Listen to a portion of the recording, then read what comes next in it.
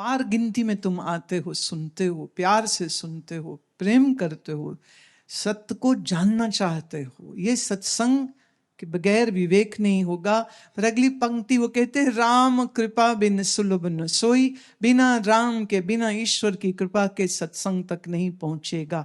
यहीं पड़ोस में कई लोग होंगे, कईयों के घर है, लेकिन सब नहीं आ पाए। कितनी आबादी होगी लुधियाना की? सब तो नहीं आए। कौन आया?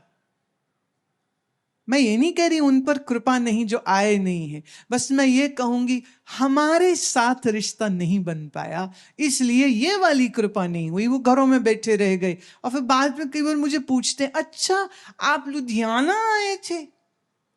मैं, हाय रब्बा, अखा है गिया कि नहीं? पोल पोल पे लटका रखी मेरी शक्ल। कभी कभी तो संकोच लगता, ओ क्या है ये है? और अभी तुम कहते हो, पर फिर याद आता है, पुण्य पुंज बिन मिलई न संता, सत्संगति संस्कृति करयंता।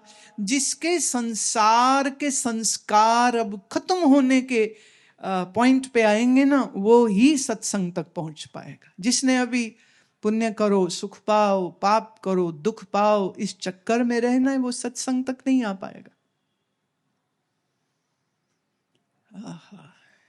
इस ज्ञान के सत्संग तक तो वही पहुंचेगा जिसके अंदर वैराग्य हो, जिसके अंदर ये है कि जैसे मैं मान लो अनाउंसमेंट करा देती पूरे शहर में, हर बोर्ड के नीचे ये लिखा होता कि जो 7 से लेकर के 10 तारीख तक सत्संग में हाजिर होगा उसकी सारी मनोकामना पूर्ण हो जाएगी। सारा लुधियाना यहीं बैठा हुआ होता। मैं ये भी जानती हूं, मान लो अगर मैं ये कहलवा देती कि जिसको जिसको मेरे हाथ से लाल धागा मिल जाएगा उसकी इच्छा पूरी हो जाएगी, शहर के लाल धागे खत्म हो जाते, लेने वाले खत्म न होते। मैं एक चीज और जोड़ देती हूँ, अगर कोई ये कह देता कि गुरु माँ तो ऐसे सिद्ध है, अगर किसी के थप्पड़ मार दे उसकी मनो इच्छा पूरी होती, तो थप्पड़ खाने वालों की लाइन लग जाती। पर जिसे इच्छा पूरी करने की अभी चाह है वो संसारी है, अभी वो सत्य का जिज्ञासु प्रेमी नहीं है। नहीं है अभी, वो अभी बड़ी कच्ची क्लास में है।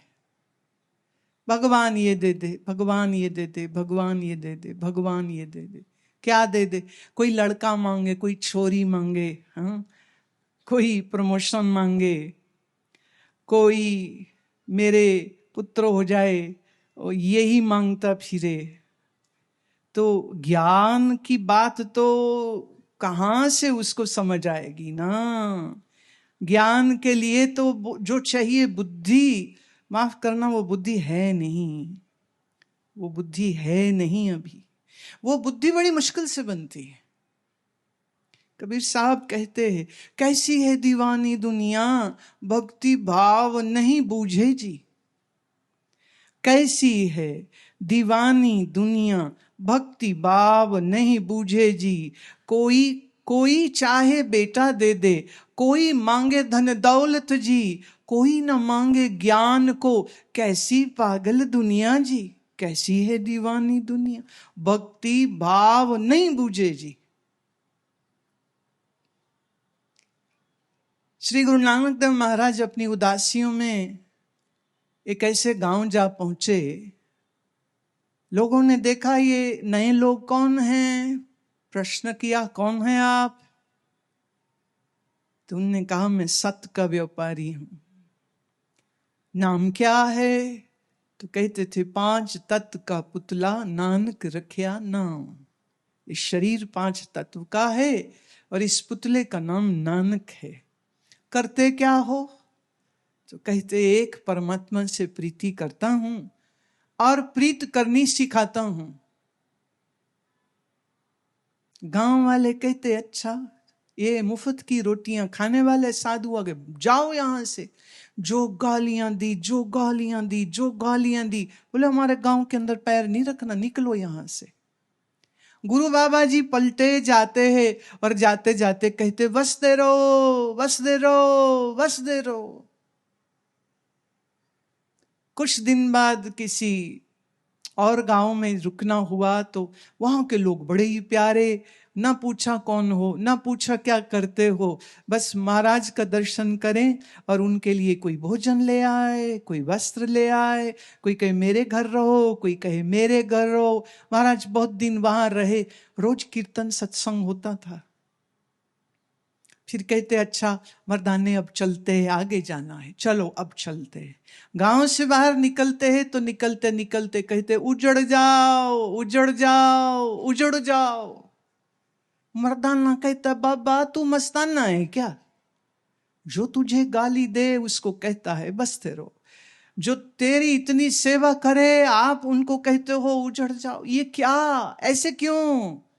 गुरु बाबा जी कहते हैं जो गालियां देते हैं, जो निंदा करते हैं, जो बुरा व्यवहार करते हैं, वो उस गंदगी की तरह है जिसे एक ही जगह में रहना चाहिए, उनको कहीं नहीं जाना चाहिए। और जो प्रेम करते हैं, सेवा करते हैं, मीठा बोल बोलते हैं, सत्संग में आते हैं, कीर्तन में जुड़ते हैं, ये ऐसे फूलों से खुशबूदार मनुष्य है। ये इस गांव को छोड़ के कोई उत्तर जाएगा, कोई दक्षिण जाएगा, कोई पूर्व जाएगा, कोई पश्चिम जाए, और ये जहां जाएंगे सत नाम का जाप करेंगे, कीर्तन करेंगे, सेवा करेंगे, सवेरे अमृत वेले उठेंगे, दूसरों को भी सिखाएंगे, तो इनका उजड़ना अच्छा। फूल जगह जगह जगह होने चाहिए, कड़वा वचन बोल बोलना, निंदा करने वाला एक ही जगह, वहीं रहे तो ज्यादा अच्छा। मर्दाना कहता महाराज तेरियां तू जाने, ये कैसा आशीर्वाद तेरा है, मेरे को तो समझते समझते ही तो समझ लगेगी। हम कौन हैं? हम कौन हैं? प्रेम वाले, सत्संग वाले, सुबह उठने वाले, अमृत वेले जागने वाले, कि 10 बजे तक सोने वाले? हम कौन हैं? पूछो अपने आप से, सवाल करो अपने आप से। अगर सुबह सुबह तेरे घर से कीर्तन और पाठ की आवाज नहीं आती है तो जानना फिर तेरा घर घर नहीं, एक बुरी जगह है जहां विषय वासना का प्रताप है। और सुबह सुबह अगर तेरे घर से कीर्तन की आवाज आए, नाम की आवाज आए, जप की आवाज आए, तो जानना वो घर नहीं, वो तो फिर गुरुद्वारा है, वो तो फिर एक मंदिर है, वो तो फिर एक पवित्र स्थान है। तो अपने घर को घर मत रखो, अपने घर को मंदिर बनाओ, अपने घर को सुंदर बनाओ, अपने घर को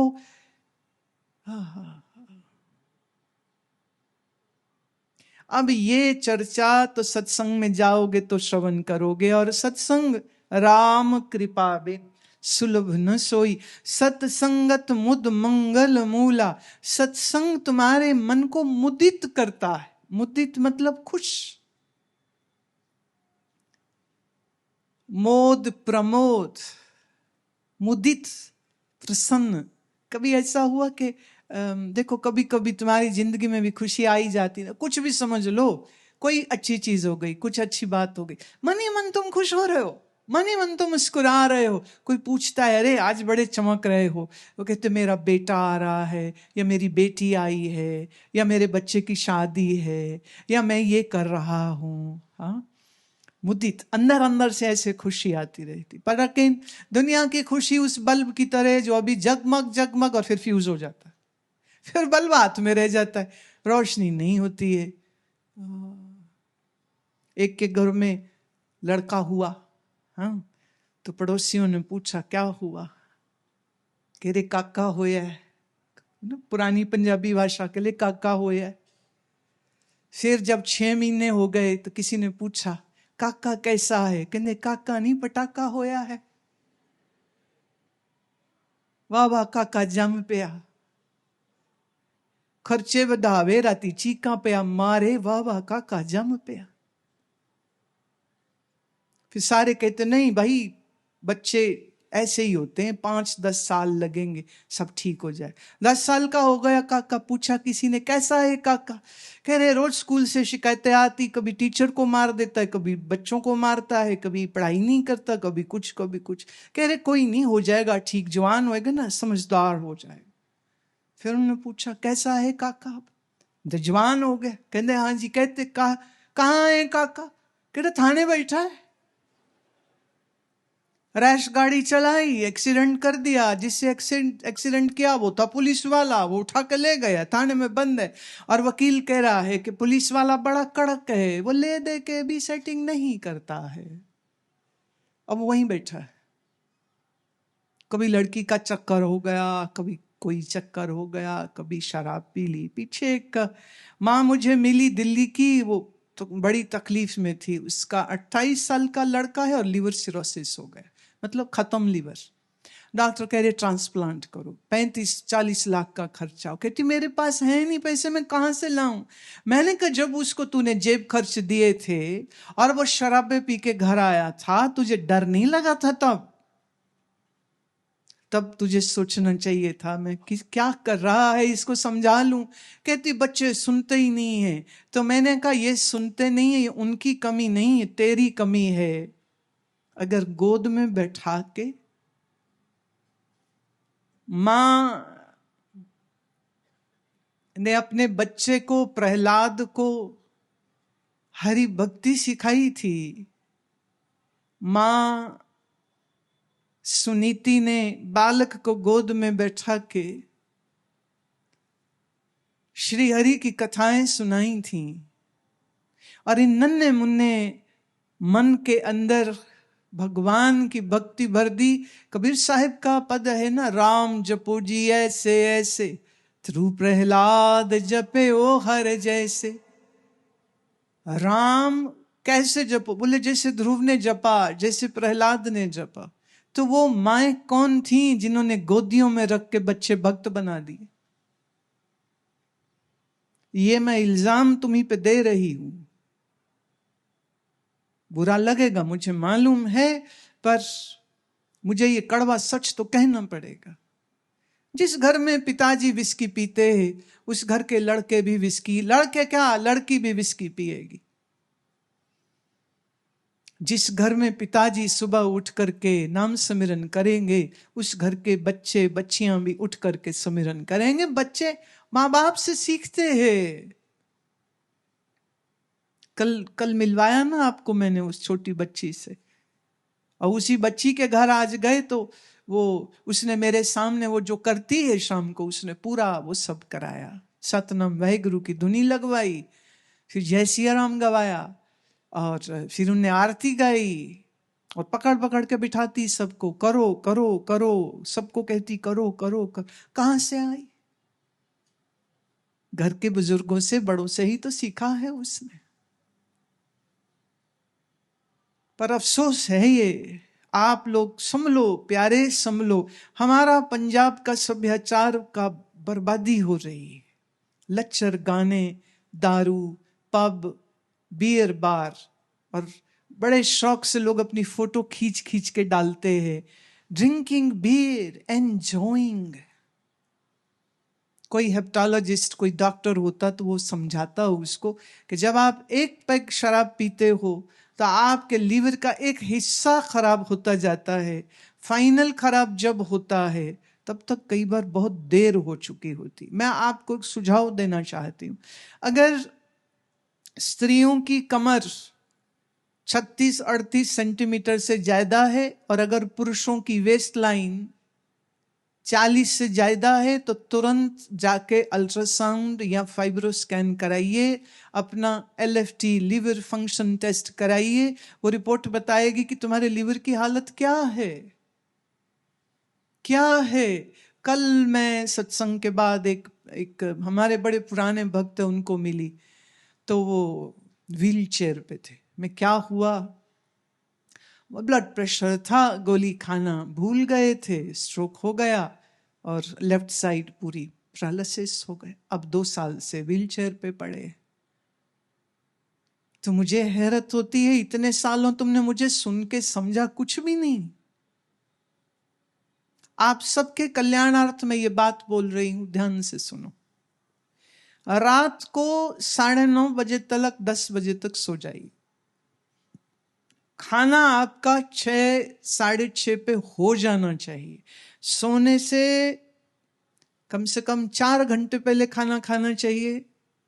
अगर खा के आप तुरंत लेट जाएंगे, सो जाएंगे, तो ये आपके शरीर में सूजन, इन्फ्लेमेशन को, इंसुलिन रेजिस्टेंस को जन्म देगा, जिसकी वजह से डायबिटीज, ब्लड प्रेशर, हार्ट की, ब्रेन के स्ट्रोक होने की संभावना, आर्टरीज में रुकावट, प्लाक होने की संभावना हो जाएगी। बड़े महंगे महाराज इलाज हैं। इससे बेहतर क्या ये नहीं कि हम अपना लाइफस्टाइल चेंज कर लें। हल्का भोजन आप शाम को खा लीजिए, रात 9:30 10 तक सो जाइए। किसी ने कहा जी हमारी तो दुकान नहीं 9 बजे बंद होती। तो पागल हो तुम क्या? मरना चाह रहे हो? अभी आज भी एक सज्जन हमारे शिष्य है, उनका शरीर चला गया, तो उनका बेटा, पत्नी, बहू सब आए, बोले मेरा बच्चा बड़ा कमजोर है, घबरा जाता है, पिताजी अचानक चले। नहीं, अचानक नहीं गए। खाना पीना गलत था, वजन ज्यादा था, डायबिटीज था, ब्लड प्रेशर था, हार्ट की प्रॉब्लम। हमारे यहाँ ना लोग कहते लो डायबिटीज से क्या हुआ, रसगुल्ले खा लो, बाद में एक गोली ज्यादा खा लेंगे। ये इलाज नहीं है। ये तो ऐसे हो गया, पूरी नस काटेंगे तो जल्दी मरेंगे, हमने थोड़ी सी काट ली आज बस, बाकी कल काटेंगे। चीनी, सफेद चीनी आपका शत्रु है, कम खाओ। गेहूं चावल कम खाओ। मोटा जो अनाज था ना, जिसे हम मिलेट कहते हैं, श्रीधान्य कहते हैं, वो खाइए। सुबह जब सूरज उगता है उससे 1 घंटा पहले जाग जाइए, सैर करिए, आसन करिए, बैठ के प्राणायाम करिए।